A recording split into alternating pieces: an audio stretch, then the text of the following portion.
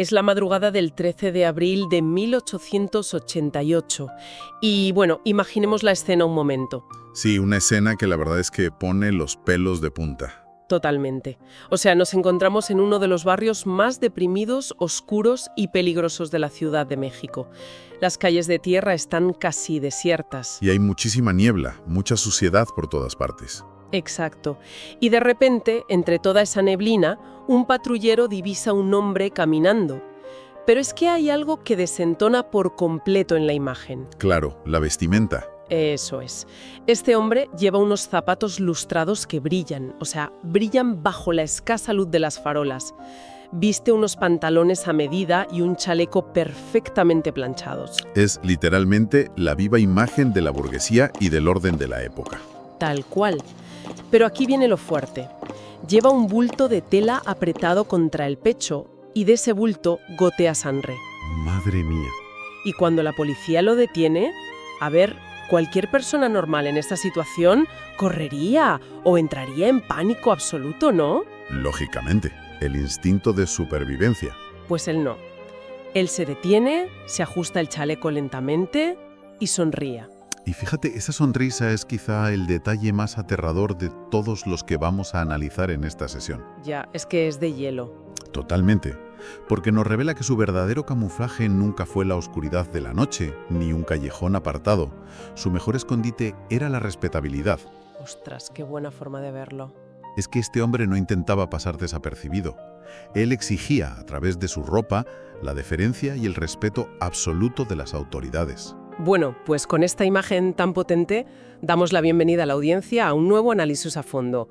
Yo estoy emocionadísima porque hoy tenemos sobre la mesa una misión tan fascinante como perturbadora. Sin duda, es un tema muy denso. Sí. Vamos a sumergirnos en una transcripción documental exhaustiva para desentrañar la escalofriante historia de Francisco Guerrero Pérez, trágicamente conocido como el Chalequero. Que es de hecho el primer asesino en serie documentado de México. Exacto. Y a ver, antes de arrancar, creo que es importante establecer qué estamos analizando exactamente. Sí, claro. Hay que advertir a quienes nos escuchan que los datos que manejamos hoy van mucho más allá de la simple crónica negra de finales del siglo XIX. No es solo morbo, vaya. Para nada. Las fuentes narran un fallo sistémico brutal. O sea, el objetivo de nuestro análisis hoy es comprender los mecanismos sociales y psicológicos que permitieron a un depredador operar a plena vista. Y sin apenas resistencia durante casi una década, que se dice pronto. Una barbaridad de tiempo para la capital mexicana. Vale, pues vamos a desgranar esto, porque la atmósfera que describen los documentos es realmente asfixiante. Volvamos a ese 13 de abril de 1888. El día del arresto. Eso es.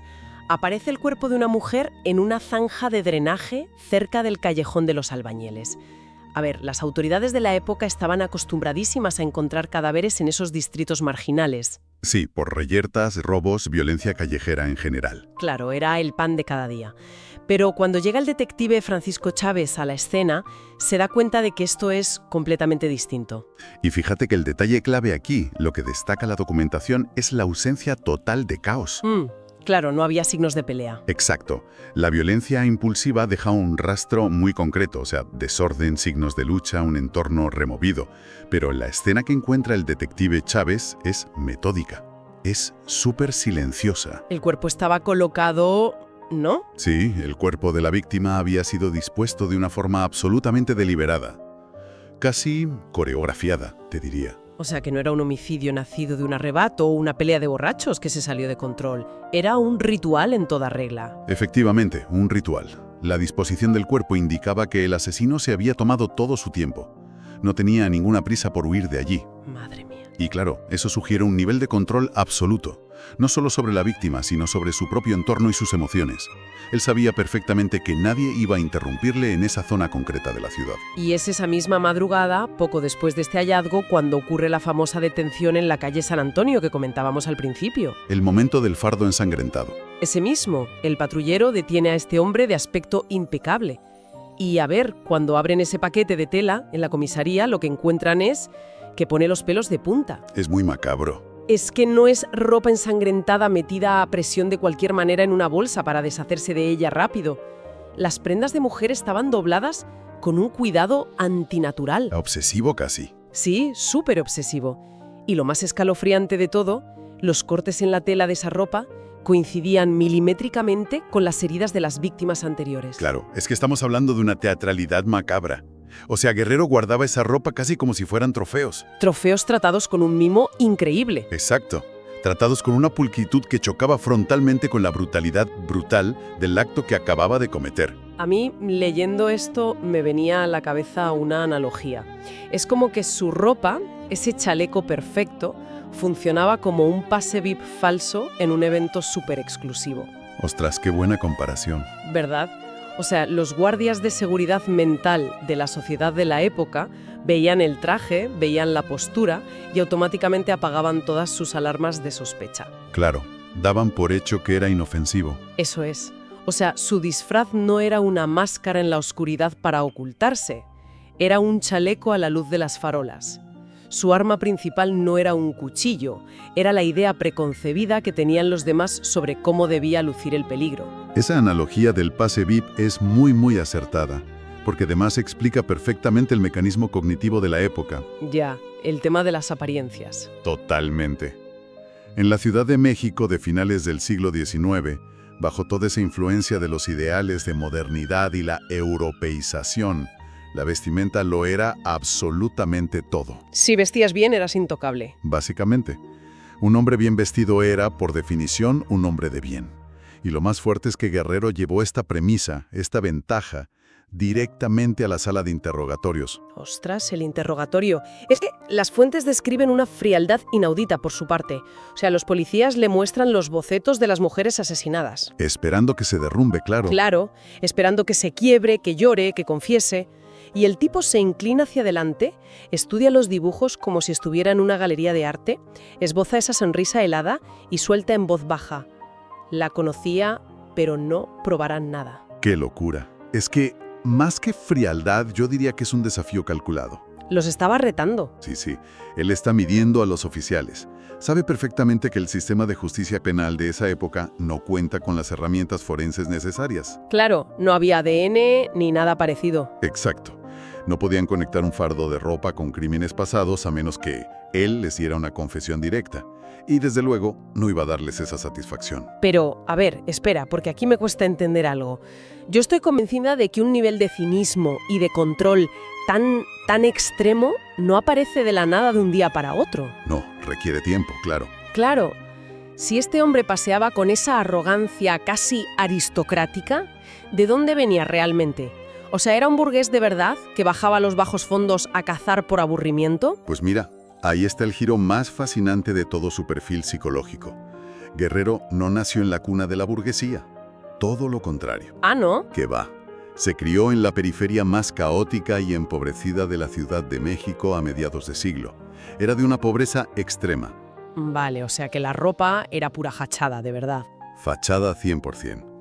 Su padre murió de forma prematura cuando él era muy joven, y su madre estaba ausente casi todo el tiempo, aplastada por jornadas laborales interminables. Me imagino que solo para poder traer algo de comer a casa. Exactamente. Así que su verdadera escuela no fueron los salones elegantes de la alta sociedad. Fueron los mercados, los burdeles y los callejones que luego, años más tarde, usaría como su cazadero personal. ¡Qué fuerte! O sea que él creció siendo parte de esa misma población invisible que luego atacaría. Totalmente. Y como observador silencioso en todos esos márgenes, asimiló dos lecciones vitales que acabarían forjando su modus operandi paso a paso. A ver, cuéntame, ¿cuál fue la primera? La primera verdad absoluta que aprendió en la calle fue que cuando alguien pobre desaparece, nadie organiza partidas de búsqueda. Ya, tristísimo pero cierto. La sociedad simplemente asume que se han mudado a otro barrio pobre o que han caído en desgracia y se olvidan del tema. Claro, no importaban.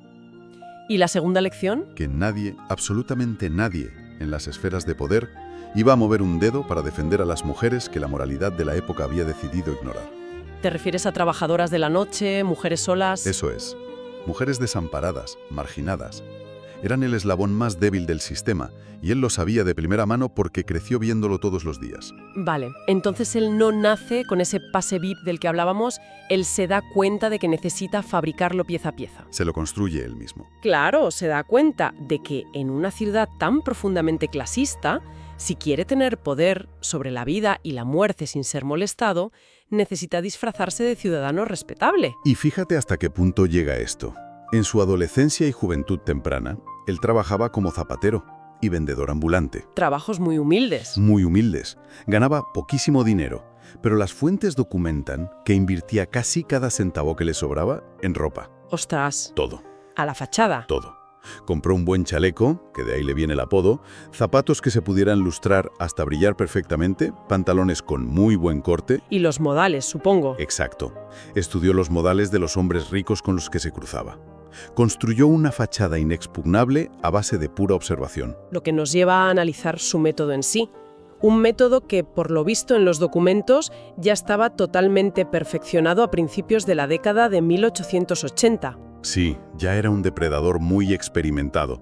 Hay un caso específico en las fuentes que me llamó muchísimo la atención, el que ocurre en el Canal de la Viga. Ah, sí, es un ejemplo perfecto de su forma de actuar. O sea, una noche oscura, Guerrero se acerca a una mujer marginada.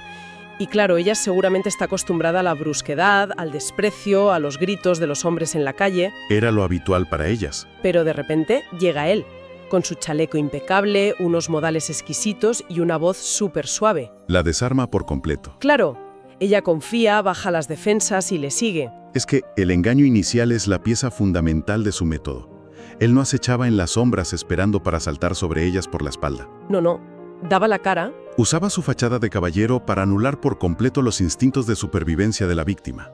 Las convencía de que estaban a salvo con él. Y luego el giro. La cortesía desaparece en un segundo. Y empieza la pesadilla. Pero, de nuevo, el ataque no es frenético ni caótico. La estrangulan lentamente. Las fuentes hablan de un estrangulamiento manual aplicando una presión constante y muy paciente. Sin prisas. Es escalofriante pensar en ese cambio de actitud. O sea, pasar de ser un caballero de voz suave a un monstruo de hielo en cuestión de segundos. Es que para él, el asesinato no era solo el fin trágico de una vida. Era una coreografía de control total. ¿Una demostración de poder? Totalmente. El contraste entre la fachada caballerosa y esa violencia gélida nos habla de alguien que disfrutaba viendo cómo la esperanza de la víctima se transformaba en terror puro. Al darse cuenta de la trampa, claro. Eso es. Era un ejercicio de dominación absoluta sobre otro ser humano. Y aquí es donde las fuentes presentan un debate que, sinceramente, me parece crucial abordar hoy. Algunos historiadores sugirieron que Guerrero, en el fondo de su mente, se creía una especie de corrector moral. Sí, la teoría del justiciero. Exacto. Un juez autoproclamado que castigaba a mujeres que, según los estrictos estándares de la época, eran consideradas pecadoras o, mujeres perdidas. Bueno, a ver, hay que coger esa teoría con muchísimas pinzas, ¿eh? Es cierto que el discurso de la época tendía a moralizar los crímenes constantemente. Claro, querían darle sentido. Buscaban una explicación que encajara con sus propios valores religiosos y sociales. Era más fácil pensar que era un fanático religioso que un monstruo sin más. Ya. Y por eso yo quería plantearte esto a ti. ¿Realmente crees que se consideraba un cruzado de la moral o esa supuesta superioridad ética era simplemente una excusa utilísima para ocultar una necesidad de matar? A mí me suena una racionalización súper conveniente. Yo, viendo las fuentes psicológicas modernas que han analizado el caso a posteriori, me inclino totalmente por tu segunda opción. Era una excusa, ¿verdad? Sí. Los asesinos en serie muy a menudo parasitan los prejuicios de la sociedad en la que viven para justificar sus impulsos más oscuros. Se aprovechan del sistema. Exacto. Guerrero no estaba limpiando las calles, como decían algunos. Estaba satisfaciendo una necesidad monstruosa y patológica de someter a otra persona. Utilizó la excusa de la moralidad porque sabía perfectamente que si mataba a mujeres que la sociedad ya despreciaba, el sistema haría la vista gorda. Pero, vamos a ver. Si llevaba operando desde principios de los años 80, o sea, estamos hablando de años y años seguidos dejando cuerpos metódicamente colocados en la calle. Muchísimos cadáveres, sí. ¿Cómo es posible que la policía no lo detuviera muchísimo antes? O sea, es que simplemente no patrullaban zonas como la Merced o el Canal Nacional. A ver, no era solo una cuestión de falta de patrullas. Era una ceguera institucional sistemática y profundísima. Hay que entender cómo funcionaba la categorización del crimen entonces. ¿A qué te refieres? Pues que para mantener las estadísticas de seguridad con buen aspecto y sobre todo no alarmar a las clases altas, la policía catalogaba rutinariamente los hallazgos de cadáveres en los barrios bajos como accidentes. ¡Qué barbaridad! Sí, los apuntaban como ahogamientos en los canales o simple violencia común entre borrachos que había acabado mal. O sea, un sesgo de confirmación de manual. Veían a una mujer pobre muerta en una zanja y su cerebro institucional decía, bueno, esto es lo que pasa en estos barrios, fin de la historia, y a otra cosa. Exactamente. No buscaban patrones porque no creían que valiera la pena invertir recursos ni tiempo en esa gente. Tal cual. Y claro, Guerrero observaba toda esta inacción gubernamental y, lógicamente, se envalentonaba cada vez más. Él sabía que las autoridades tenían un punto ciego del tamaño de la ciudad entera cuando se trataba de investigar crímenes contra las clases bajas. Madre mía, hasta que aparece la figura del detective Francisco Chávez, que a mí personalmente me fascina este hombre porque parece ser el único en todo el departamento de policía que decide quitarse las gringolas de una vez. Fue un pionero, desde luego. ¿Qué hizo Chávez diferente para lograr conectar los puntos que todo el resto del mundo ignoraba sistemáticamente? Pues Chávez y Fatherhood de hoy nos parece básico, pero que fue revolucionario para la época. Bajó a la calle y escuchó a los marginados. Pisó el barro, vamos. Literalmente, en lugar de quedarse sentado en el despacho leyendo informes policiales adulterados, se adentró en los peores distritos. Empezó a buscar activamente testimonios y logró hablar con mujeres que habían sobrevivido a ataques similares. ¡Ostras, había supervivientes! Sí, algunas consiguieron escapar. Y también habló con gente que había visto a las víctimas la misma noche de su desaparición. Y es gracias a ese trabajo de campo puro y duro que descubre el patrón real, ¿no? Ahí es cuando encajan las piezas. Descubre que hay un hombre que a veces se hace llamar Juan Miguel, que siempre utiliza el mismo acercamiento, o sea, vestimenta impoluta, voz súper suave, falsas promesas de ayuda económica. El pase VIP otra vez. Exacto. Y que justo antes del ataque, como describió una de las supervivientes, su mirada cambiaba de repente. O sea, se volvía vacía, gélida, como si de golpe se le cayera una máscara amable al suelo. Y la recopilación de todas esas descripciones tan detalladas por parte de Chávez fue el gran detonante. Cuando por fin tuvo suficientes pruebas documentadas de que no eran muertes aisladas por borracheras, la información se filtró y llegó a la prensa. Uf, la prensa. Y ahí fue cuando la narrativa oficial explotó por los aires por completo. Madre mía, me puedo imaginar a los periódicos de la época haciéndose un festín absoluto con esto. Fueron ellos quienes lo bautizaron mediáticamente como el chalequero, ¿verdad? Sí, basándose precisamente en la insistencia de todos los testigos sobre esa prenda tan característica que siempre llevaba. Y claro, la publicación de esos artículos debió cambiar la psicología de la capital casi de la noche a la mañana. Fue un antes y un después, sí. O sea, la idea de que existía un depredador en serie suelto, que era un concepto casi inédito en México hasta ese momento histórico, desató un pánico febril en las calles. Un pánico paralizante, además. Las descripciones de ese pánico en las fuentes son casi de película. Se organizaron grupos de vigilantes ciudadanos en las esquinas. Tomándose la justicia por su mano. Eso es. Las comisarías se inundaron de pistas falsas, de gente paranoica. Hubo detenciones equivocadas de hombres inocentes solo por ir bien vestidos. ¡Qué locura! Y sobre todo, hubo un cambio visual súper potente en la dinámica de las calles. Mujeres que antes transitaban solas y tranquilas para ir a trabajar a primera hora, ahora caminaban fuertemente abrazadas unas a otras. Aterrorizadas, perdidas. Sí, aterrorizadas y veían acercarse a cualquier extraño bien vestido, que antes era símbolo de seguridad. Y esto plantea una reflexión monumental, a mi parecer, sobre cómo operan realmente las instituciones.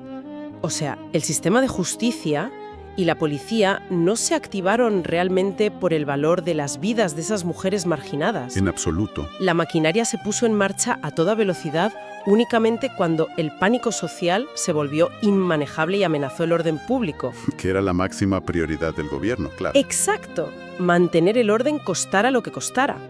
Es una ironía crudelísima, de verdad. La sociedad mexicana de aquel entonces sostenía de forma súper férrea la idea de que las apariencias son la virtud.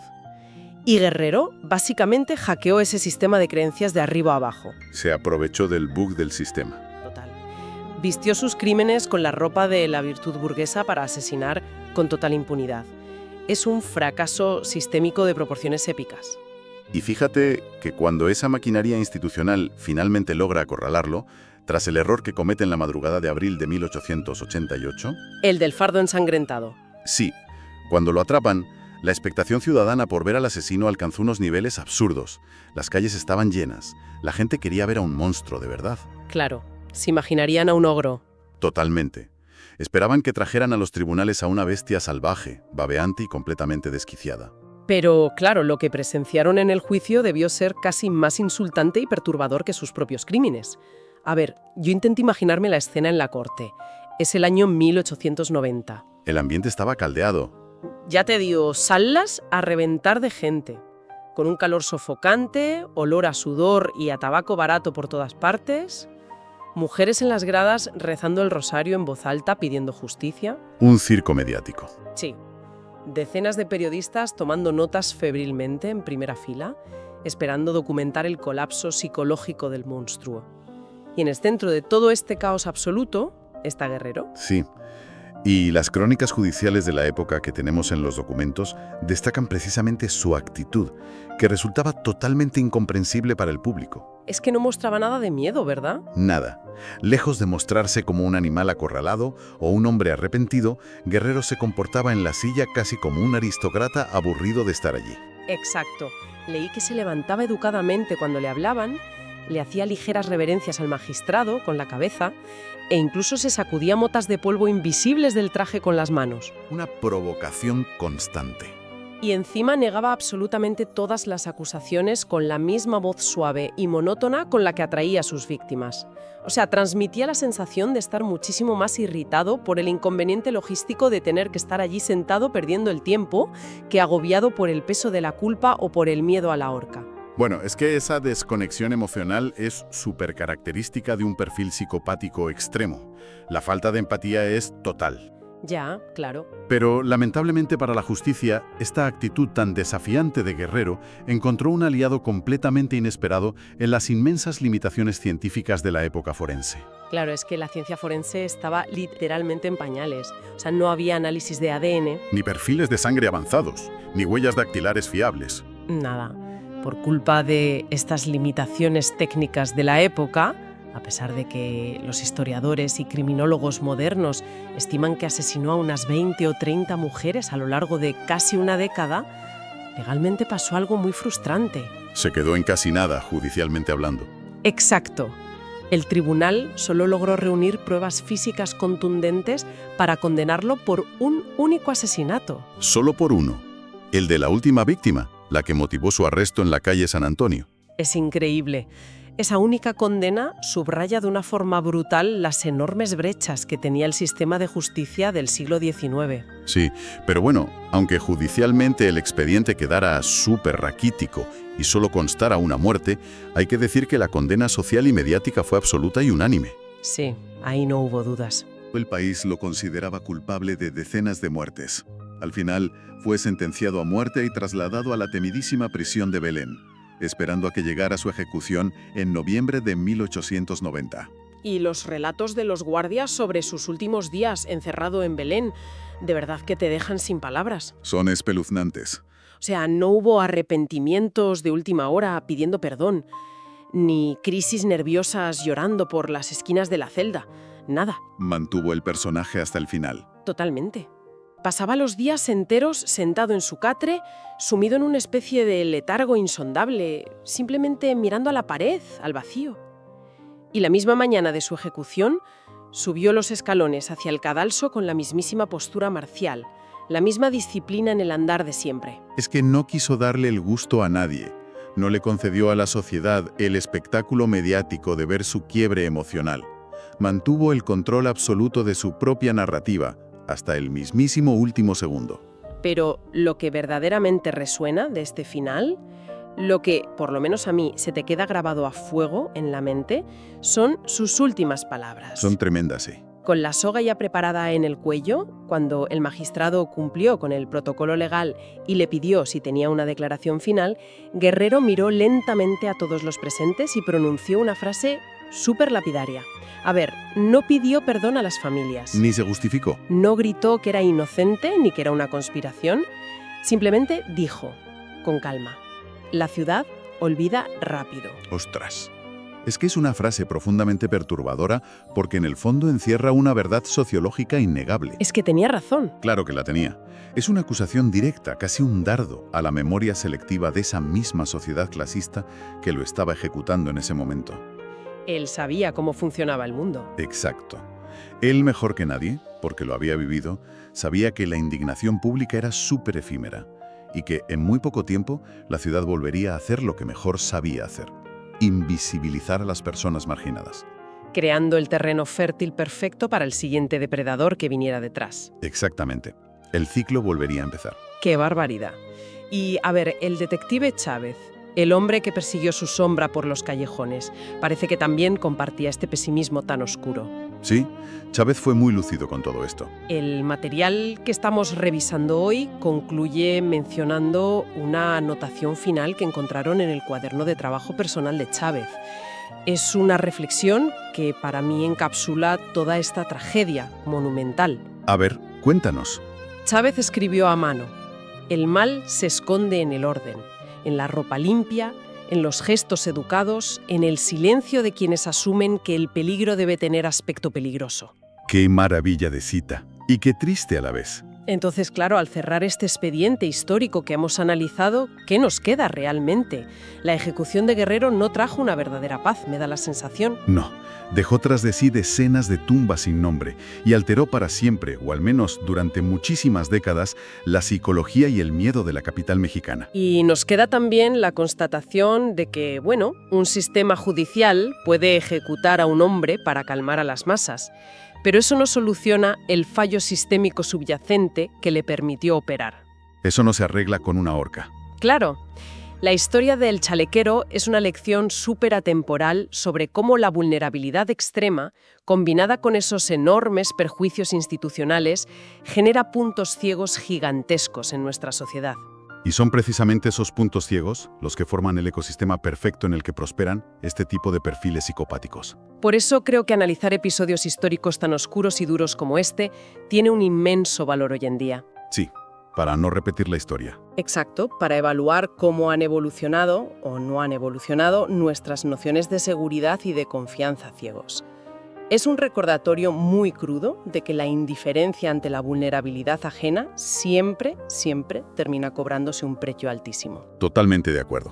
Y sobre todo subraya el peligro constante y diario de equiparar el estatus social o esa apariencia de supuesta respetabilidad con la integridad moral de una persona. Creer que quien tiene dinero es bueno por defecto. Eso es. Las fachadas están diseñadas precisamente para eso, para engañar. Y cuando la sociedad en conjunto decide juzgar basándose únicamente en ellas, le está facilitando muchísimo el trabajo a quienes buscan hacer daño desde dentro. Totalmente. Lo que nos lleva ya a una reflexión final para quienes nos escuchan hoy. Una idea un poco provocativa que me ha surgido a raíz de este viaje al pasado. A ver, plantéala. Pues mira, en 1888, un chaleco de buen corte, unos modales muy ensayados y unos zapatos relucientes constituyeron la armadura perfecta para engañar al sistema. ¿La armadura de toda una ciudad? Eso es, permitiendo que un asesino en serie operara cómodamente en las sombras de la luz pública. Entonces, si pensamos en el complejo entramado de nuestra sociedad moderna actual, Tanto en el mundo físico como en el digital, supongo. exacto, en este mundo hiperconectado en el que vivimos, resulta súper interesante e imperativo, diría yo, preguntarse: ¿cuál sería el equivalente actual de ese chaleco inmaculado de Guerrero? Es una grandísima pregunta. O sea, hoy en día, ¿cuáles son esos marcadores de supuesta respetabilidad que nos ciegan? Tal vez un perfil verificado en redes sociales con miles de seguidores, un cargo corporativo de altísimo nivel en una empresa tecnológica. Dominio impecable en el lenguaje técnico, a lo mejor. Claro, o simplemente un estilo de vida súper aspiracional que vemos en fotos. ¿Qué cosas deslumbran nuestro juicio colectivo y nos desactivan por completo las alarmas de precaución naturales? Es una cuestión que requiere muchísima vigilancia constante por parte de todos. Porque, a ver, los códigos visuales y sociales de lo que consideramos seguro o exitoso cambian con las décadas. Claro, ya nadie se fija en un chaleco y unos zapatos. Exacto. Pero la capacidad de la depredación humana para camuflarse hábilmente dentro de los nuevos códigos, esa te aseguro, se mantiene totalmente intacta a lo largo de los siglos. Así es. Queda clarísimo que las herramientas del engaño van evolucionando, pero el mecanismo psicológico humano que las hace tan efectivas sigue siendo exactamente el mismo hoy que en el siglo XIX. Somos iguales en el fondo. Así que, bueno, la próxima vez que vuestro instinto se quede callado simplemente porque el envoltorio de la persona o la situación parece impecable, conviene recordar que la respetabilidad también puede ser un disfraz muy elaborado. 100%. Muchísimas gracias por acompañarnos a la audiencia en este análisis a fondo y esperamos que la lección final de hoy sea siempre cuestionar las apariencias.